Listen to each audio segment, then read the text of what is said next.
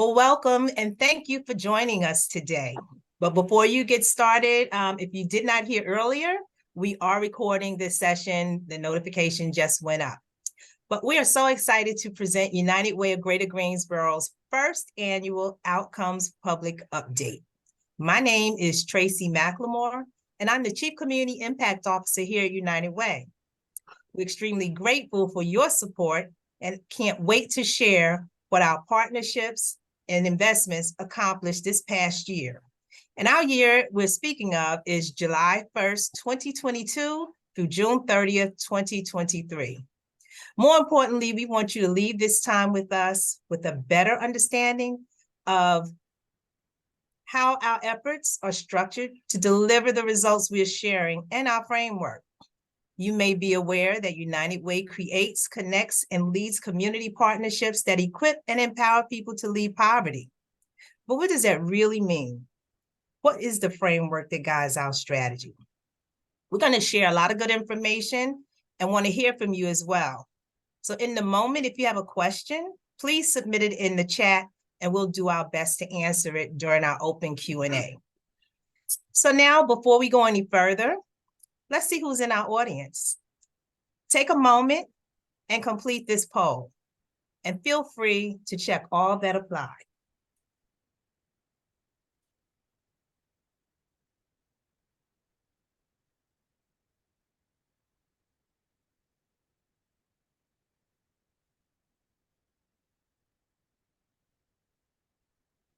So tell us all about you. Is the poll up? I can't see it. It is not. It just says tell us about you. At least I can't see it.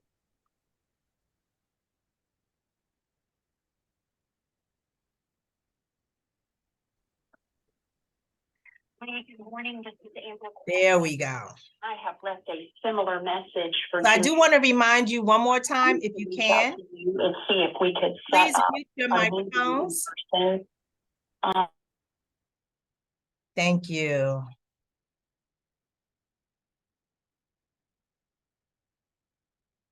And the poll is moving.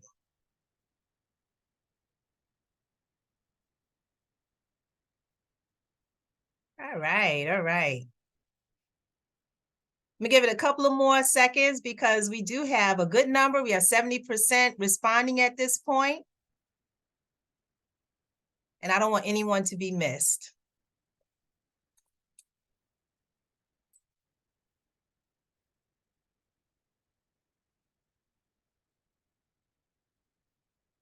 Wow, this is a pretty diverse group. To you, the investor or donor, funded partner, community member, or volunteers, thank you again for your responses and welcome. At this time, I'm going to walk us through a brief overview of our strategy, as it's really important to explain what we do and how we do it before sharing our annual outcomes, because we want you to fully understand the impact that you're making possible. Our strategy is builds upon pathways out of poverty by, 1, helping you transition from cradle to career, helping adults land jobs and increase income, and providing access to basic needs and healthcare. Can I ask a moment if you will remove the poll? Gotcha. Okay, so this is our framework and 3 ways that we work on poverty with funding opportunities supporting each: poverty ending, poverty relieving, and our systems change grant funding. Poverty ending works to support programs or collaboratives providing services that offer clear pathways for people to leave poverty by increasing and maintaining their annual household income above the poverty threshold. Poverty relieving works to support programs or collaboratives providing services that help people find and stay on pathways out of poverty. And then we have systems change, which we'll have strategies for in FY 2024, and that will address conditions that hold people in poverty. So our strategic partners are extremely important to all of this work. And this is a depiction of all of our strategic partners that have contributed to the work that we'll be reporting about for this year's 2022-23 that have led to the outcomes that you'll hear about. Our next slide, initiatives and integrated service delivery. And these are the programs and services that have contributed to the work in 22-23 that led to outcomes that will be shared with you as well. So when United Way evaluates its investments, next slide, please. When United Way evaluates its investments, how do we know that we are making an impact, that we are achieving our goals, and that those participating in services are better off? We do so by tracking outcomes based on the impact area, goal, and strategies. It's helpful to understand the two concepts that are often confused, outputs and outcomes. We think of outputs and outcomes as part of a conversation. Outputs say, this is what we do, and outcomes say, so what? The outputs speak to the activities that we do and how frequently we do them.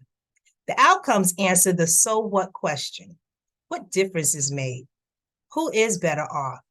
And how do we know? Outcomes reflect the change in knowledge, skill, behavior, or status. And all of these are measurable through the program measures or indicators based on the goals the program is working toward. These are specific indicators or data that the programs must provide to help us understand this clearer. At this time, I'm going to turn this over to Carrie Jones-Barrow, our Senior Director of Strategic Partnerships, to walk you through the fiscal year 22-23 strategic partner outcomes. Carrie? Thank you, Tracy. Welcome, everyone. It's great to see all of the partners in the room, our volunteers, and all of the people who support our work. I want to talk about outcomes for our strategic partner grants and initiatives and the areas in which we fund programming to get certain outcomes. So in the cradle to career area, the outcomes that we're looking for are to help children and youth hit major milestones from the time they're born until they find a career on the path to leaving generational poverty. We want young children ready for kindergarten, and we want them reading on grade level by age 8. We want children and youth to be ready for school, college, work, and success throughout their life. And to achieve those outcomes, we're investing in early care and education, health and development, literacy efforts for 2 generations for children and their caregivers, as well as all of the social, emotional supports and academic and career readiness that older children need. For employment and financial stability, the outcome that we're looking for is that adults are moving along the path and over the federal poverty line through employment, educational attainment, asset building, and safeguarding the income that they earn. We want households to maintain progress and to continue on a journey to financial stability. So we invest in all kinds of efforts around asset building, employment, and managing finances. And in health and basic needs, the outcome that we want is to make sure that people in poverty have foundational needs taken care of around housing, safety, and access to healthcare, removing those barriers so that they can stay working on the path out of poverty. How do we know that our efforts in these areas are successful? Tracy talked about tracking outcomes and outputs. We ask all of our funded programs and initiatives to set projections. What do you think you're going to be able to achieve in the next coming year? We then measure their progress toward those projections through quarterly progress reporting. So every 3 months, they give us an update on how they're doing. Those updates include outputs. They include progress toward the outcome that they've agreed to measure through indicators. They also provide us stories. They provide us narrative information about challenges and successes that they're facing in their programs. And they provide us demographic data on who is being served in the program. All of the outcome data that they give us is then aggregated. In other words, we combine the data and from different measurements, different sources, and different programs. We compile it and we summarize it. So what we'll show you today is aggregated outcome information from programs reporting on outcomes. And they also provide information, our programs provide us information for all clients who are served in a program. But what we're going to show you today specifically relates to clients who are living below at or below the federal poverty level. So in our Cradle to Career area in 22-23, we funded 19 different programs and initiatives with over 4,700 individuals reached through these programs. In the birth to 8 area, making sure that children are ready for kindergarten and reading on time, this really all starts with maternal and infant health. So we're able to report that 83 babies who were at risk of not having healthy birth outcomes were born at full term and were at healthy weight. We had 151 caregivers of young children who learned how to improve their engagement with their child. What does that mean? That means that they learned how to read to a squirming toddler. They learned the importance of reading daily and book sharing with their children. They learned to understand developmental milestones for their children. They learned how to attend to their children's needs and how to support learning at home. Because those first 5,000 those first days of a child's life before they even reach the kindergarten door are critical. And for our kindergarten through 3rd graders, we have 187 children who maintained on-grade reading or achieved on-grade reading. This means that they didn't lose ground over the summer and that they were able to improve their literacy by the time they reached 3rd grade. For older children and youth, in order for them to be successful, a critical indicator for them to do well in school is to attend school. So 496 children who had attendance issues were able to stay in school, improve their attendance, or maintain the attendance that they needed to keep on learning. Social emotional learning is just as important as academic learning for lifelong success. And we have 579 children who improved in social emotional skills. How do you measure that? A lot of times that is measured through parent observation, through teacher observation, as well as evidence-based assessment tools, such as the Botvin Life Skills Program. And lastly, in order to have a success in life after high school, it's really important to graduate high school on time. And we have programs that worked with 33 different high school seniors who were at risk of not graduating on time, but did, thanks to the efforts of our partners. In employment and financial stability area for 22-23, we funded 13 different programs and initiatives reaching over 6,200 adults. And what we want to do here is we want to support individuals along the path to employment that takes them over the federal poverty line on the way to financial stability. 927 people completed job skills training. That can include basic skills education, such as high school equivalency. It can include soft and workplace skills. It can include career interest and assessment, or hard skills that you could learn in an apprenticeship or internship. 120 people earned a credential beyond high school. And credentials are very important as they relate to specific career fields, such as certified nurse assistant or being certified to work in an early childhood classroom. We also had a lot of people earn digital literacy skills, which are critical to the current workplace. And we have 70 households who participated in our initiative for childcare scholarships. Childcare, as we all know, is very expensive and hard to get. And there are people on the wait list from our county DHHS to get financial support to help with childcare. We also fund childcare assistance for people who are on that wait list so that they can go to school, they can work, and this has a 2-generational impact because it means that their child is in a high quality early care environment while their parents are progressing in their careers and work. So 70 households use those scholarships, and we're grateful for that assistance. Also, in financial stability, we're looking to help people safeguard that income and grow what they're earning. 141 people grew savings and assets, and they did this by working on debt They did this by creating saving accounts for the first time and improving their credit score. And credit score is important for renting a place, for getting jobs in many cases, and for building your financial situation. 406 people were able to access public benefits or reduce their costs. And they did this through better budgeting. They did this by getting home repairs to reduce their utility bills. And they also were gaining access to public benefits that they were entitled to, such as SNAP, Social Security Disability, or Medicaid. In our basic needs and access to healthcare area for 22-23, 19 different programs supported those foundational efforts, serving almost 20,000 individuals. We were able to help 791 people maintain permanent housing.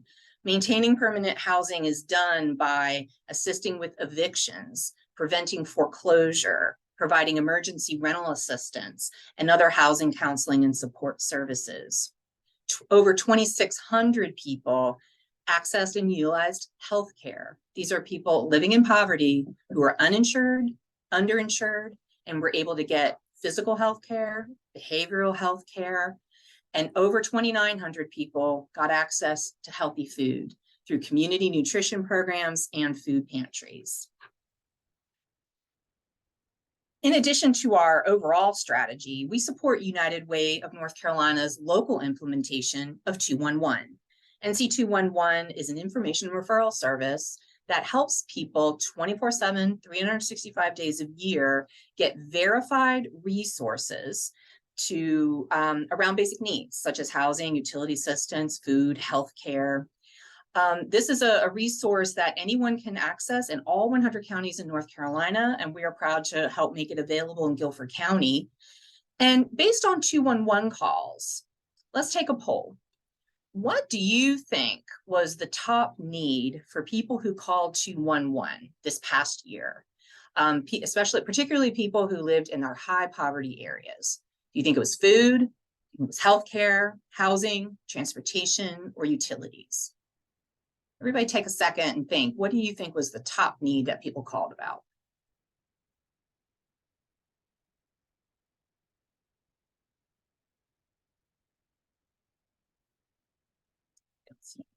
So, share results. Yeah, there we go. All right, we're seeing some people think it was food. A lot of people think housing, utilities. Anybody else want to chime in?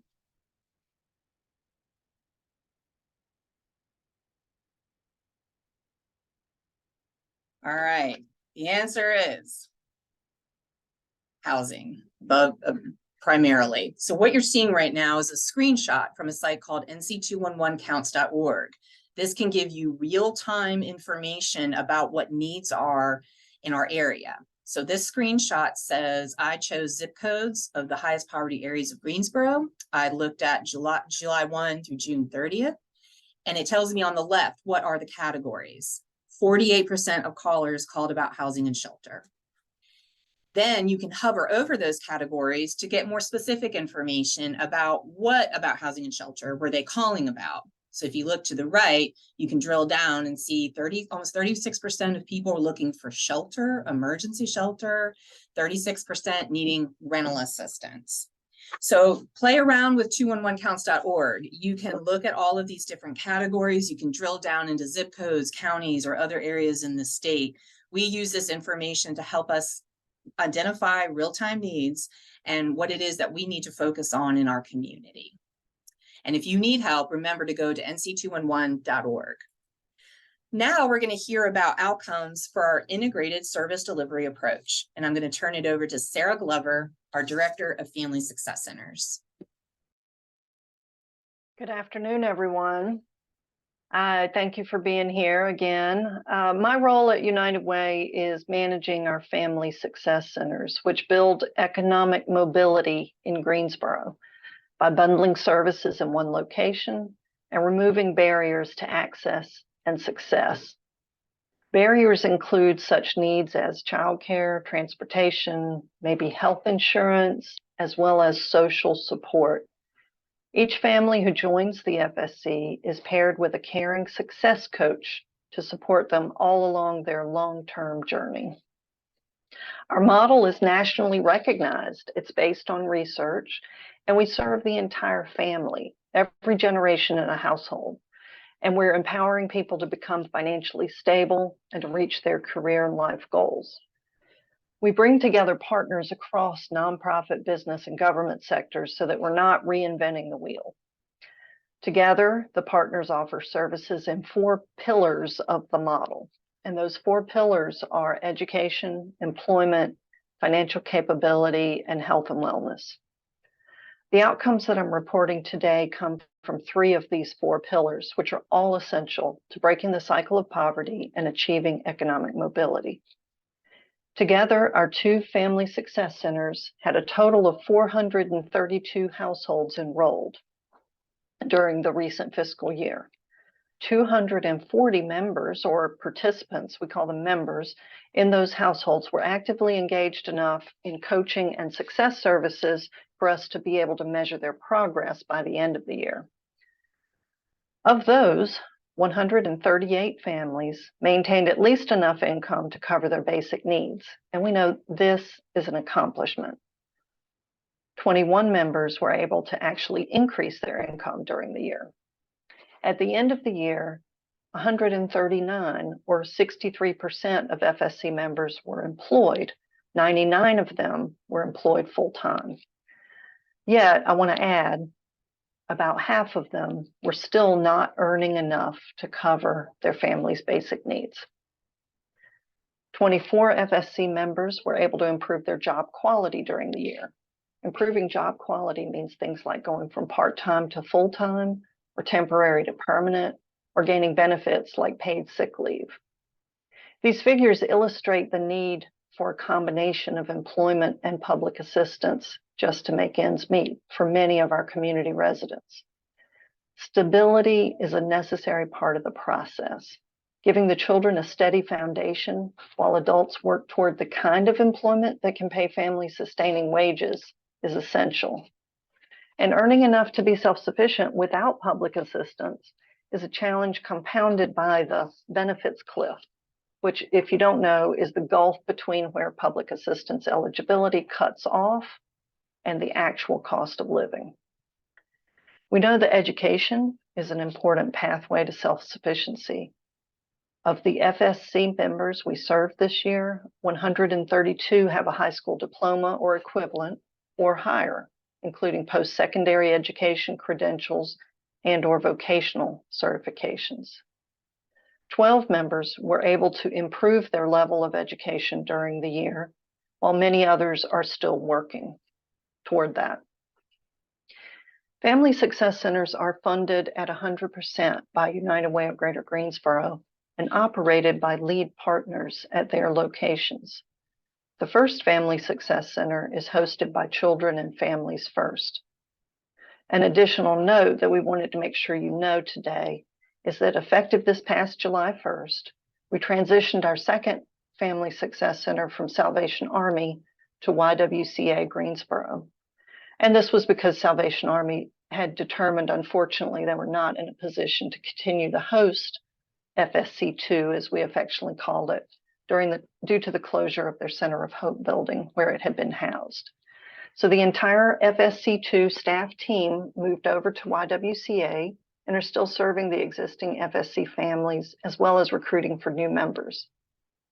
I'll be happy to take any questions during the Q&A portion, but for now, I'll turn it over to my colleague, Aidan Hailemariam. Thank you. Thank you, Sarah. So I'd like to share some highlights of our recent work with Guilford Success Network, which is United Way's countywide network that connects people to services and coordinators who will help them identify, track, and achieve their personal goals of becoming financially stable. First, to orient ourselves, Guilford Success Network is currently in a pilot. So this is a limited implementation or closed launch where we're testing processes and learning so we can incorporate that experience after this period. So some of our highlights. We, at the beginning of 2023, we're very excited to have our first coordinator hired and on board. Guilford Success Network now has 3 full-time coordinators, which has advanced the work and the dynamics of the network. They are working together with United Way staff to support network partners, support improvements in the network, and of course, engage residents who are looking for support to reach financial stability. In fact, they're not on this call right now because they're out there working with some core partners at the moment. Coordinators are actively talking with people referred to the network. We have 8 core partners. Those partners and their 17 programs are a part of the network pilot. And those core partners refer people to coordinators, provide critical feedback in their roles. And those roles are platform users, service providers, and professionals with client and domain experience and expertise. And those 8 core partners are Guilford Works, Housing Consultants Group, Triad Goodwill, Nehemiah Community Empowerment Center, the Servant Center, Welfare Reform Liaison Project, Guilford Community Care Network, and the Forge Greensboro. So these partners have programs that help stabilize people's basic needs, help people learn skills and land jobs, and help people build upon their success. So a little bit more about the platform they're using. Beginning at the end of March, the partners began using the network's online platform to update their service information, receive referrals from the network, and communicate through the platform to provide that cohesive experience for residents who are members. Also in 2023, we've done quite a bit so far on this. United Way developed an outcomes framework specifically for the network that includes 20 outcomes that will guide our work. This framework was developed with the guidance of United Way of Greater Greensboro's Manager of Monitoring, Evaluation, and Research, Geraldine Ajira Mbabazi, along with our evaluator, Equal Measure, and other partners. It's great to have Geraldine on. It's a new role, but Geraldine has lots of experience, so it's been great. GSN is recruiting new members through the core partners and coordinator outreach now.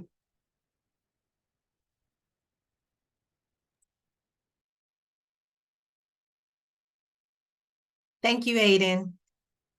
And I do want to remind you, excuse me, I do want to remind you that we are taking questions. So if you have any, please feel free to enter them into the chat as we continue to move forward. At this time, I know a lot of you have been waiting for, as we have mentioned, to introduce our president and CEO, Frank McCain. And we're excited to have him here with us as our president. And I'm going to turn it over to you, Frank, to make your introduction. Thank you very much. Are you able to hear me? Can you hear me? Yes. Hello? Okay, great. Well, good afternoon, everyone. Thank you so very much for joining us as we highlight our past fiscal year achievements. I like to start by thanking the Community Investment and Impact team today for reporting out to the community, informing you exactly what your investments in United Way have yielded. And so I hope that what you heard today made a difference to you. It was easy for you to understand. The bottom line is that there's a lot of work that's being done and quite a bit that's being accomplished. So I applaud the community investment team for putting together today's report. And so again, I am happy to be here. I am Frank McCain. Some of you I know, some of you I do not. But just real quickly, who is Frank McCain? Frank McCain is a plain old guy who doesn't take himself too seriously, but is very, very invested in the well-being of this community. I moved to Greensboro by way of Charlotte in the early 1980s, and I have been here ever since. I have made this my home. I worked with United Way for a total now of going into 11 years. I took a brief break, but I decided to come back home to the family of United Way, and I'm glad to be here. I am married to a lovely young lady from Rocky Mount, North Carolina, Vicki McCain, who happens to be a pastor here in town. And I'm the father of 2. My daughter, who lives in Florida, a graduate of University of North Carolina, Chapel Hill, and a son who lives currently in Charlotte. and is a graduate, undergraduate and master's degree from North Carolina A&T State University. And so again, I'm just like the guy next door. So I'm no different than anyone else. Again, I love the city of Greensboro, and I am so very happy to be back at the United Way and serving in this role. And so enough about me. So if you think about United Way, we think about, what is our pathway forward, as we try to lead this community's effort in elevating 3,000 households out of poverty. Being the big guy that I am, I like food. So a lot of times I tie things to food. Good or bad, I tie things to food. And we have standard dishes that we like. Many of us have standard dishes that we like. We like, certain dishes. We like something that your mother cooks, something your father cooks, something that your neighbor might cook, or something that you might cook. But sometimes we like to look at the recipe book and try something different. And our work here at United Way is no different than that. We have continually looked to evaluate our current recipes, so to speak, to ensure that the flavor is still right.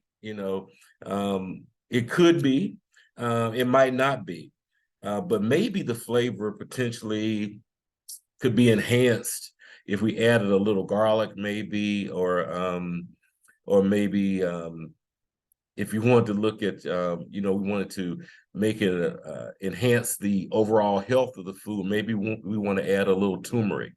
And I picked turmeric because my doctor recently told me it helps with inflammation. I didn't know that. But it's important for us to be open. The bottom line is just important for us to be open to adding new items to the menu. Sometimes we visit other cities and we taste things that are great, and we say to ourselves, I wish I could make this at home. And United Way of Greater Greensboro, we believe that we can make these things at home, and we believe that because we're already doing it. We're already doing it. There are other United Ways that have come to learn from us in this transformational work that we've been doing around poverty and working to elevate residents to levels of self-sufficiency. So the work that we're doing is being noticed outside of the Greensboro community, as evidenced by investments from people we've gotten who don't live in our community, perhaps maybe have never even been in Greensboro, but they believe in the work that we're doing here at the United Way. So what might our pathway forward look like? What is your United Way's pathway forward? Because this is your United Way. What is our recipe for success? And I believe that it begins with you. I believe it begins with your engagement and your participation in the work that we're doing, the volunteering that you do, the advocacy that you create, and then obviously your financial investments that you make to support our work. And so when you think about, supporting our work, I have to bring up the bold goal. The bold goal of elevating 3,000 households out of poverty in Greensboro does not belong to United Way. United Way is leading the effort, but the determination of that goal, the realization of that goal came from you, the community. You said, we want to work together as a collective body to elevate 3,000 households. And so we've agreed to lead the charge, but you play a major part, and will play a major part in the overall success of us getting there. So, I say to you, let us come and talk to you. Let us find ways to engage you in this work. Let us come to speak to your church group, your sorority, your fraternity, some civic group that you believe in or participate with, your company, your foundation, whatever it might be. We want to come and have a conversation with you and make sure that you understand the bold goal, and we want to help you to determine what role you can play in our overall success. If you think about a recipe for success, it includes partnerships and collaborations. They are a must as far as we're concerned. Even if you listen to the report today and the numbers that were provided, those are a result of partnerships and collaborations in this community among our nonprofit community. There are great nonprofit organizations in our community doing phenomenal work. We are proud and happy to have them as our partners, and they have agreed to align with us in helping to address poverty. And so we believe in partnerships and collaborations, but we also believe that partnerships and collaborations extend beyond our existing relationships with nonprofits. We want to engage you as individuals. We want to engage your companies. We want to engage various organizations in our community. We want to engage anyone who wants to be engaged with our work. Our pathway forward, I think, too, is, it's going to require us to bring to the table a diverse group of people, a diverse group of thought. We are one community, and inclusion is essential to our ability and to our ability to be able to progress our work. And so we want to be as inclusive as we possibly can. We want as many voices to be engaged in our work as possible. So we're going to make an effort to reach out to populations and people who we have not historically been engaged with, and we want to bring them to the table. We want to hear their voice. I think our pathway forward means that also that we'll continue to be data-driven, and we'll use data to inform our thoughts and drive our future community investments. And I believe that we believe that we must continue to be open to innovative and transformational strategies that align with our goal to elevate 3,000 households out of poverty by 2030. So we have to always evaluate what we're currently doing, but we have to have our minds open to new and innovative approaches.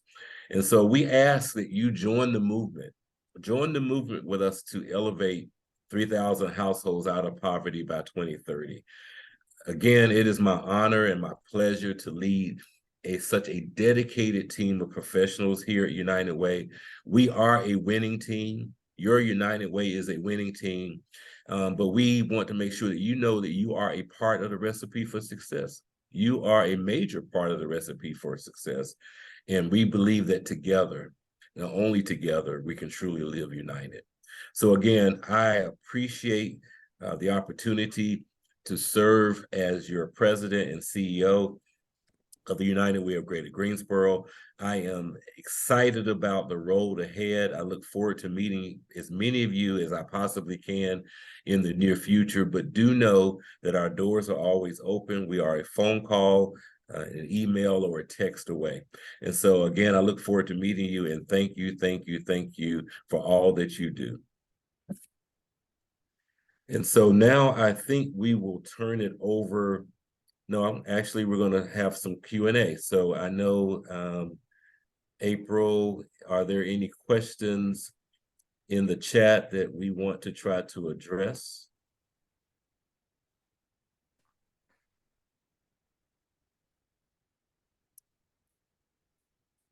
So we do want to give folk at least 2 seconds, just in case someone has a question.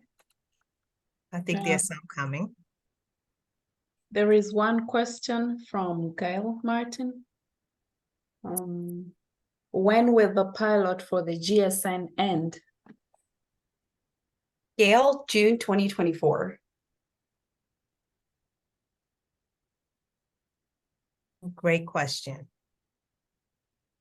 And the voice you're hearing is Geraldine, who's on our team, and she's monitoring the chat for the questions.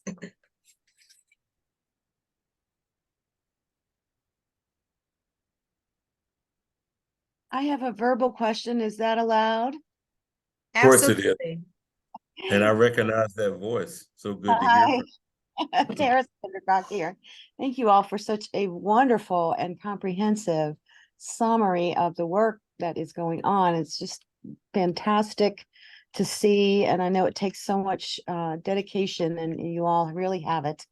I did have, I had a two-part question, if that's okay, Ms. Tracy. I wanted to ask Aiden if she could just tell us how they're getting the word out about the new service that is open to folks. And then my second part question, I'll go ahead and do it like they do in news conferences, is for Frank to say, and you already saw my chat about how excited I am that you're back. These are big, daunting challenges that we are working on, and was just hoping you could share a little bit about what keeps you renewing the well of your enthusiasm as a leader and in the face of such challenge. So my first one, Aiden, was about your plans for how you are getting the word out to folks about the service. Sure. So there are two main ways. One, through the core partners, and the second, coordinator outreach. So keeping in mind, it's a pilot right now, and the core partners feeling comfortable and making it make sense for their organizations, United Way not being prescriptive about what they need to do to get the word out. We trust and understand that they have those close connections to clients and people that, you know, are their target audiences as well as ours, that we are working with them right now to make sure that what we have materials wise, information wise, makes sense with their internal processes. And so again, working with the core partners to get the word out to their clients and people that come to them who may not be clients yet, and finding interest amongst that population to get that interest to the coordinators, and then they can reach out and help people sign up to be a part of the network. All right, thank you, Aiden. And so, Tara, the answer to your question for me, I think is really around my level of confidence in the ability of our community to really affect change. We are a community that is extremely rich in resources. And what I think is that through United Way's leadership and others, that we can find ways to better connect those resources even with each other. I think that you know, we need to promote collaboration, not only with United Way, but with those organizations working together. I think it's also around just, you know, for example, I was at an event last night and having conversations just with local residents, and they believe that we can achieve this. They're not people who work at United Way. They don't work in the nonprofit community, but they believe this is achievable. And so the fact that there are people in our community who share our vision and then talk to us about how they want to align with us and want to understand the role that they can play, that's inspirational, and that encourages us. I think it's also around, I think for me personally, you know, I'm very observant. And so if you have not been as observant as I have, I would encourage you to, if you just drive around Greensboro, and I don't say, I'm not saying just drive around to areas that you're familiar with that are on your normal day-to-day path.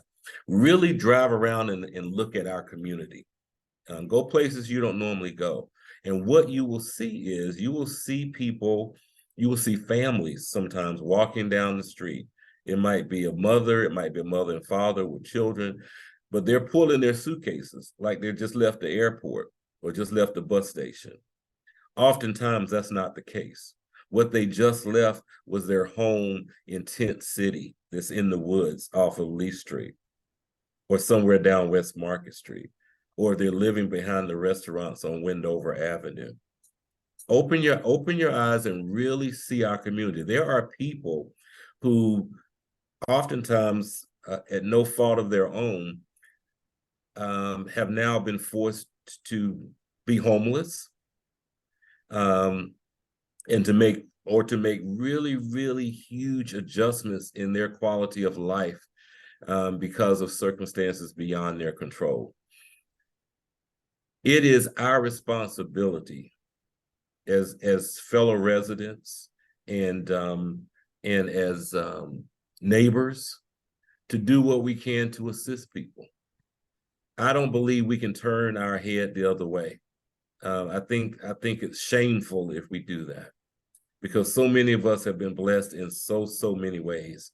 And I could tell you that if you talk to 99% of the people on this call today, there was someone along the way to help you. And what these folks need is help. They need guidance. They need to know that it's a possibility for them to get to a place of self-sufficiency. And so our United Way is dedicated. We're going to be that support system. We're going to help people. We're going to coach them. We're going to provide them with the services and the guidance that they need. But we can't do it by ourselves. And so we're going to be steadfast in making sure that we stay ahead of the problem and make sure that people understand that poverty in our community is a real issue.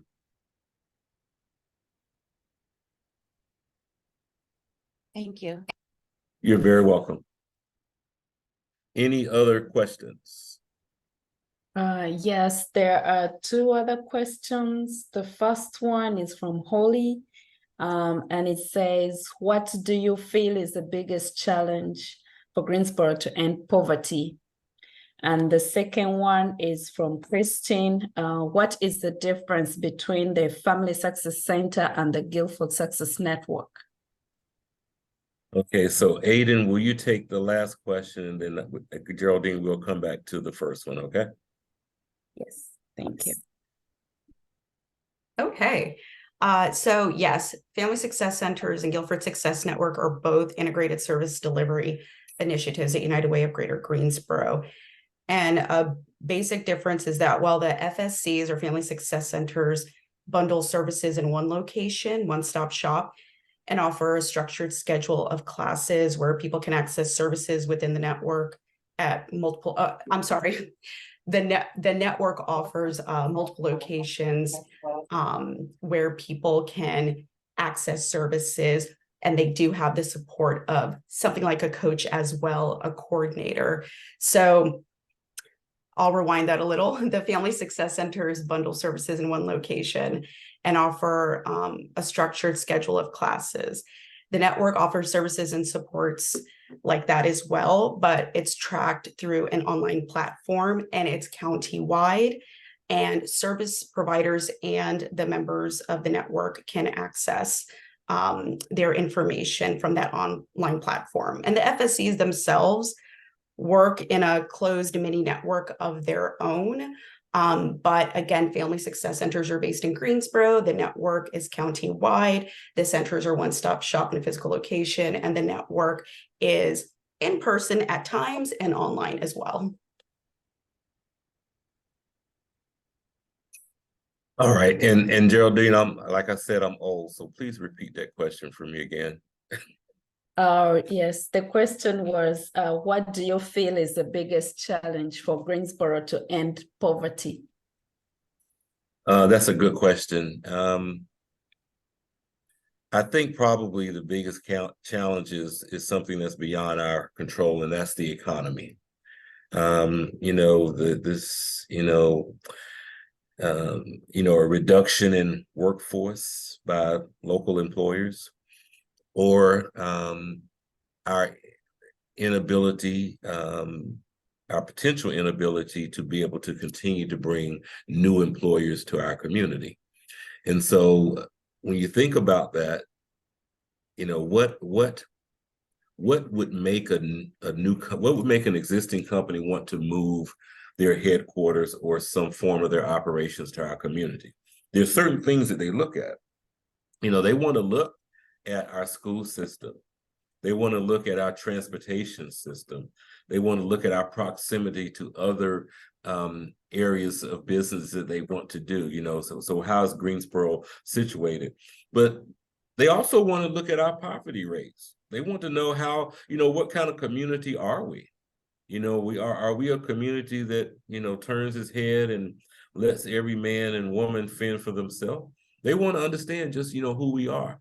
And so I think that, the biggest challenges, are or things that are really beyond our control. And so what we have to do in our work is we have to make sure that we, to the best of our ability, with the engagement of the community and seeking the ideas and suggestions from members in our community, how do we address those things that we are able to control? And I think that's what we do very well here at United Way. I mean, like when I talk about data, you know, again, this is a very smart team of folks that I work with over here. They study data and we talk about it, and we look at trends and we look at historical data, but we also look at solutions that might be working in other communities, and we figure out, is that something that we might be able to use in this community, whether it be exactly as they're doing it or some modified approach. And so again, I think it's around us being flexible and being willing to pivot, continue to be able to pivot as time goes on. But again, partnerships and collaborations are important. We need to work to support the work of the chamber. We need to be partners with them. We need to be partners with Cone Health Foundation. We need to be partners with the Community Foundation. I mean, we need to be partners with anybody who has the best interest of our community at heart. And there are a lot of people and organizations out there. And so, you know, again, United Way is one vessel in our community. But we want to make sure that we are always in the forefront, and we want to make sure that, again, we are data driven. Thank you, Frank. Yes. I want to bring us back to our bold goal. And I'm going to pull up the slide once more, because this is probably our drum roll please moment. And so what I invite you to do is to check out where we are and to also recognize what our goal was. So our goal in general was to get to 3,000 households, to move 3,000 households out of poverty, out of generational poverty by 2030. Our goal for year 22-23 was 50 households, as this is the first year we're tracking data in this way. And I do want to ask for the drum roll, please. I hear it even if you don't.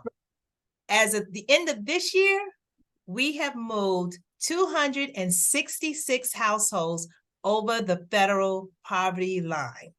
Woo! That is due to the collaboration, partnerships, supports, and all of our efforts across the board.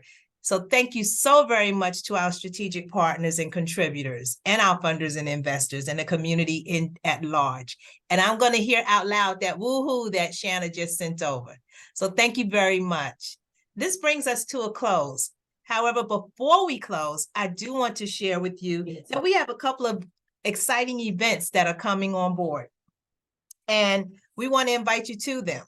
So very early this month, we had our campaign kickoff, and then coming up on September 28th, we have Friends United, which is open to the public, and it will be held at Steel Hands Brewery, and Handbags for Hope, featuring Stephanie Quayle on October 16th at Grandover. These are just two upcoming events, and we've added the link to our upcoming events page so that you can join us as well. Thank you so much for believing ending poverty is possible, and thank you for your support, partnership in this life-changing and community-changing work. Take good care, everyone, and I hope that you all have a most wonderful Friday Eve and weekend. Bye, everybody.